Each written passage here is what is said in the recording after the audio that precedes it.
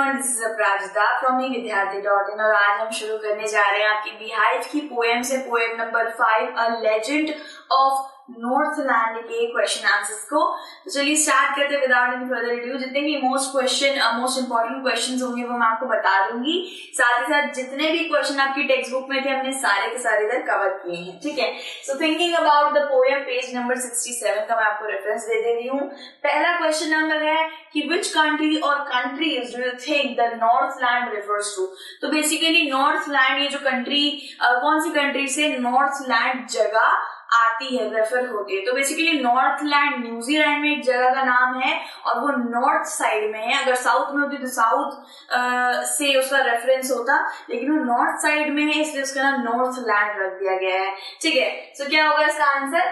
It is a country in the north where days are short and the nights are long. तो यहाँ पे एक ऐसी country है ये जहाँ पे दिन क्या होते हैं, दिन काफी शॉर्ट होते हैं और ठंडी ठंडी रातें काफी ज्यादा लंबी लंबी होती हैं, ठीक है। क्वेश्चन नंबर 2 है what did saint Peter ask the old lady for, what was the lady's reaction. अब यहाँ पे कुछ कैरेक्टर्स की बात हो रही है, सेंट पीटर और लेडी करके किसी औरत की बात हो रही है। तो बेसिकली मैं आपको थोड़ा रिफ्रेश कर देती हूँ चैप्टर बेसिकली यही है कि नॉर्थलैंड की जो जगह है वहां पे ये लेजेंड यानी कि जो गाथा है, कहानी टाइप है, बहुत ज्यादा मशहूर है, बच्चे को पता है क्योंकि इनके बड़े बुजुर्ग उनको बचपन में ये कहानी की सीख देते हैं कि देखो अगर लालसा करोगे, ग्रीडीनेस करोगे तो लास्ट में उसका परिणाम बहुत ज्यादा खराब होगा, तुम्हें ही भुगतना पड़ेगा। तो बेसिकली जैसे हमें पतियों की कहानी सुनाया करते थे, मगरमच्छ बंदर की कहानी सुनाया करते थे, वो हमारे लिए लेजेंड थी कि यार बचपन में ये कहानी सबने ही सुनी होगी। तो वैसे ही नॉर्थलैंड में भी ये जो स्टोरी है, ये जो पूरी पोयम है, ये भी सबने सुनी है। बेसिकली तो ये एक स्टोरी है लेकिन हमें पोयम वाइज आपको मतलब टेक्स्ट बुक में दे रखा है। तो बेसिकली ये एक शॉर्ट स्टोरी थी कि लास्ट में क्या होता है, लाइक सेंट पीटर नामक एक बहुत बड़े वो होते हैं, he was a 12th apostle of the church, like वो क्रिश्चियनिटी के टाइम पे रहे हैं, ठीक है। तो वो वैटिकन सिटी में रहा करते थे सेंट पीटर। तो सेंट पीटर को कहा जाता है कि वो हेल और हेवन का दरवाजे की उनके पास रहती है, ऐसी लाइक माइथोलॉजी और उन लोगों के उसमें है, ठीक है। सो बेसिकली सेंट पीटर एक बार जा रहे थे एंड एक लेडी थी वहां पे, लेडी को केक मांगा तो केक लेडी ने स्मॉल टू स्मॉल देने का ट्राई किया, सेंट पीटर नाराज हो गए, देन उसको एक वुड पैकर बना दिया। तो ये एक तरीके से ग्रीडीनेस के ऊपर स्टोरी थी, ठीक है। सो मैंने आपको शॉर्ट पे समझा दिया है। यहाँ पे बोला है कि सेंट पीटर ने ओल्ड लेडी से क्या चीज मांगी, what was the lady's reaction, तो लेडी का क्या रिएक्शन था, ठीक है। तो ऑब्वियसली सेंट पीटर ने केक मांगा था कि एक मुझे केक दे दो, मुझे भूख लग रही है। देन लेडी ने उसको एक केक दिया था, देन वापस ले लिया क्योंकि वो केक उसे बड़ा लग रहा था।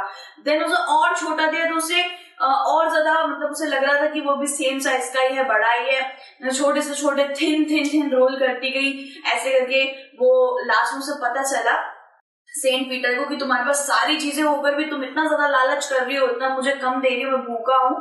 देन उसको वुड पैकर बना दिया था। सो रिएक्शन ऑब्वियसली लेडी का यही था कि वो देना नहीं चाहती थी। आंसर क्या होगा? Saint Peter asked the old lady for piece of cake, तो उसने थोड़ा सा केक मांगा था because she was a baker. The lady behaved miserably and kept decreasing the size of the cake. At last, she did not give him anything to eat. तो basically यही था कि डिक्रीज करती गई, साइज को कम करती गई और लास्ट में सेंट पीटर को कुछ भी खाने को नहीं दिया उसने। So she was a really selfish and greedy woman, ठीक है। तो क्वेश्चन नंबर 3 करते हैं, हाउ डिड ही पनिश हर। तो कैसे करके भाई सेंट पीटर ने उन्हें पनिश किया था। ऑब्वियसली मैंने आपको बता दिया था, जब सेंट पीटर को गुस्सा आया तो उन्होंने यही बोला कि भाई तुम ह्यूमंस के ऊपर धब्बा हो, तुम्हें हर चीज मिली हुई है, still you have so much grid in you. तो इसीलिए उन्होंने उसे वुड पैकर बना दिया था। अब वो जो लेडी थी ना वो एक बेकर थी, तो उसके सर पे ये ऐसे रेड कलर की ऐसी कैप जरूर थी उसके ऊपर। तो क्या हुआ था, जब उसे वुड पैकर बना दिया गया था तो उसके सारे कपड़े जल गए थे लेकिन उसकी वो कैप रह गई थी। तो कभी भी ना लाइक अब वुड पैकर नॉर्थलैंड में तो यही कहते हैं कि जब भी वुड पैकर उड़ रही होती है तो ये बोलते हैं अरे ग्रीडी वुमेन की स्टोरी है, ये देखो ये कैसे करके बदल गई है, देखो उसके ऊपर रेड कलर का ये है ना, तो रेड कलर से निशानी बदल चलती है कि यहाँ एक ग्रीडी वुमेन वाली स्टोरी वाली वुड पैकर है, ठीक है। सो कैसे करके पनिश किया, उसको कर्स कर दिया, मेड हर वुड पैकर। तो एक उसको तरीके से श्राप देके उसे वुड पैकर में तब्दील कर दिया भाई, ठीक है। सो क्वेश्चन नंबर 4 क्या है, how does the wood packer get her food. तो यहाँ पे सारे शॉर्ट क्वेश्चन आंसर्स है, ये 1 मार्क्स में आ सकते हैं, जितने भी हमने करे हैं सारे के सारे आ सकते हैं, बिकॉज सब में के कंटेंट है, मीनिंग पूछी जा रही है।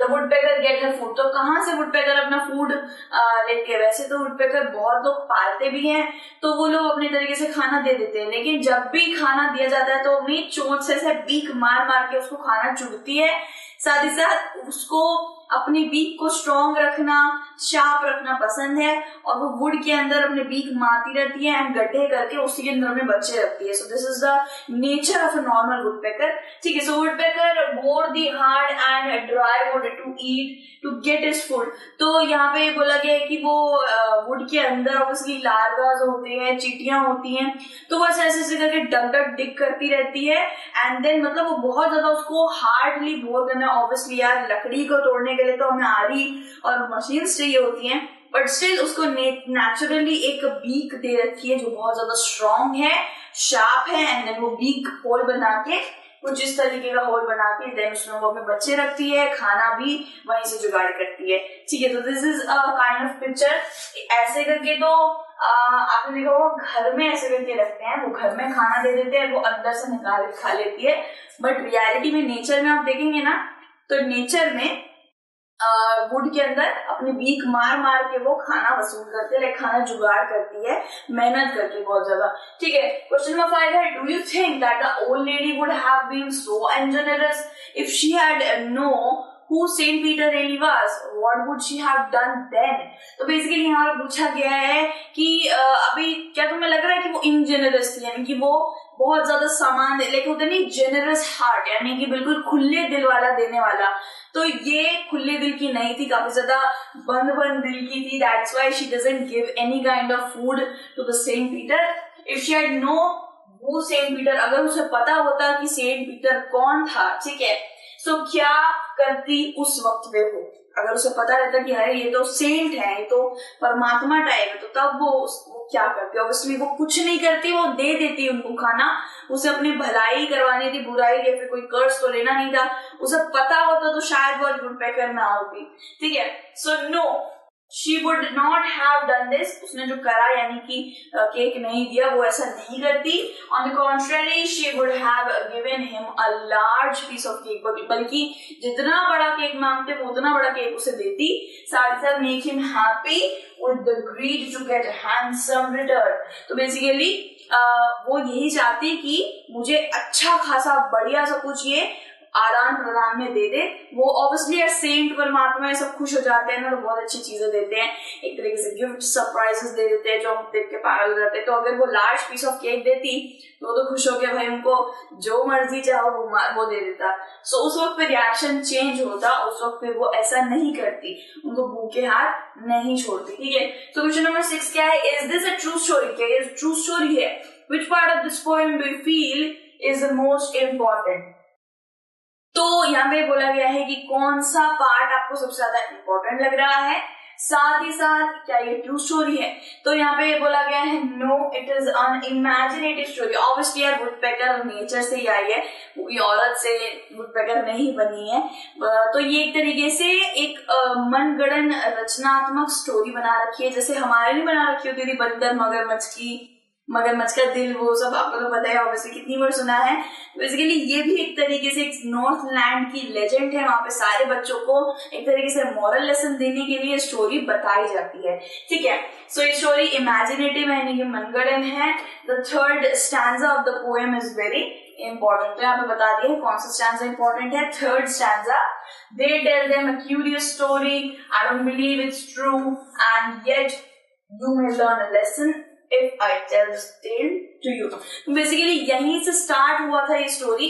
स्टार्टिंग में तो हमें बहुत अलग अलग तरीके से मतलब लग रहा था कि क्या ही बता रहे हैं, देन यहाँ पे बताया गया कि दे मतलब कि बड़े बुजुर्ग पेरेंट्स उनको बच्चों को स्टोरी सुनाते हैं ये वाली। तो इसी स्टैंजा से ये पूरी की पूरी लेजेंड स्टार्ट हुई थी। स्टैंजा के बाद वाले स्टैंजा से हमें केक वाले की और सेंट पीटर की स्टोरी बताई गई थी। Third stanza is the most important. Okay, question number 7 है what is a legend, why is this poem called a legend. तो इस पोएम को लेजेंड क्यों बोला जाता है? बेसिकली लेजेंड इसलिए बोला जाता है क्योंकि वहां पे नॉर्थ लैंड में इस पोएम को बहुत ज्यादा माना जाता है, अच्छा एक पॉजिटिव वे में माना जाता है। एंशियंट टाइम से, बहुत पुराने सदी और काल से ये पोएम चलती आ रही है। सो भाई जितनी कोई चीज बहुत ज्यादा पुरानी हो जाती है, एंशियंट हो जाती है, तो उसको ऑब्वियसली एक लेजेंड का खिताब तो मिलना ही चाहिए। बेसिकली इसलिए वो वहां पे लेजेंड का खिताब पाके बैठी है, ठीक है। एंड साथ ही साथ ये पोएम हमें बहुत अच्छा लेसन भी देती है, ठीक है।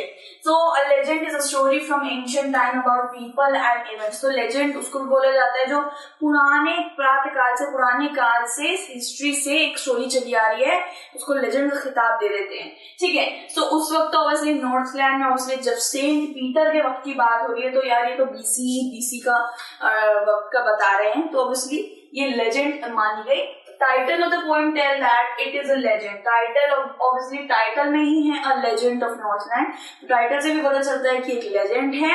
That I don't believe it is true, ठीक है। तो बच्चे यही कहते हैं कि भाई बच्चे इस लेजेंड को नहीं मानते हैं, वो सोचते हैं कि ये बिल्कुल लाइक फॉल्स स्टोरी है, ये सच नहीं होगी। लेकिन बड़े बुजुर्ग भी जानते हैं कि एक इमेजिनेटिव स्टोरी है, बट वो बच्चों को एक मॉरल लेसन देने के लिए स्टोरी सुनाते हैं, ठीक है। क्वेश्चन नंबर 8 क्या है? Write the story of a legend of the northland in about 10 sentences. तो a legend of the northland ये एक्चुअली इंपॉर्टेंट क्वेश्चन है, ये कभी कभी हमें दे देते हैं। तो a legend of the northland को 10 सेंटेंसेस में लिखना है। The poem is a story of an old woman. ये फर्स्ट सेंटेंस हो गया कि एक औरत की एक स्टोरी है। She is asked by saint Peter for alms who has become weak because of fasting and travelling, but her greed forces her not to give him anything. तो बेसिकली यहाँ पे बता रखा है कि सेंट पीटर ने उसे खाने को मांगा था क्योंकि वो बहुत ज्यादा ट्रैवल कर रहे थे, बट उसकी जो लालसा थी उसने कुछ भी उनको देने नहीं दिया, ठीक है। He became very weak. He makes angry and makes her a woodpecker who bores hard dry wood to get food. Then उसे woodpecker बना दिया जो बहुत ज्यादा, जिसको bore hard यानी कि जिसको बहुत ज्यादा गड्ढा करके बहुत ज्यादा हार्ड वे में यानी कि मेहनत करके अपना फूड उसे बटोरना पड़ता है, और उसे woodpecker बना दिया। Her clothes are burned to ashes and she is left with a cap on her head.